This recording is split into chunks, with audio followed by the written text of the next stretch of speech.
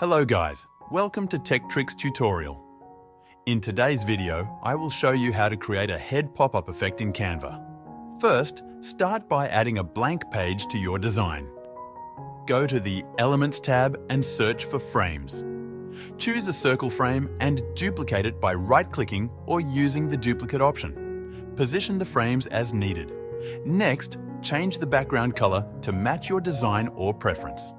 Select the first frame, go to the background color option and pick your color. Place the second frame on top of the first. Now upload the image you want to use.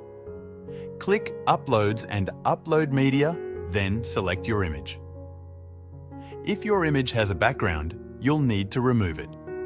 For Canva Pro users, click on the image, go to Edit Image and select Background Remover. If you're using the free version, you can remove the background using a free website and then re-upload the image to Canva. After removing the background, click Apply. Duplicate the image by holding the Alt key and dragging it. Drag and drop one of the image inside the frame to fit it inside the circle. To create the pop-up effect, double-click the top image and resize it so the head extends out of the circle. Adjust the placement as needed. Once done, click on the blank space to save the adjustment.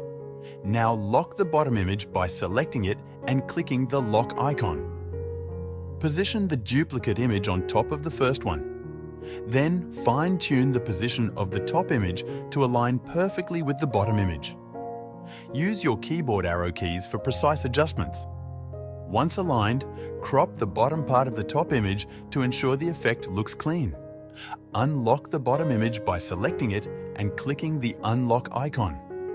Group all the elements by selecting them and clicking Group. This will allow you to move the entire design as one piece. That's how you make a head pop-up effect in Canva. Thanks for watching this tutorial. If you found this helpful, please like and subscribe to our channel for more tech tips and tutorials.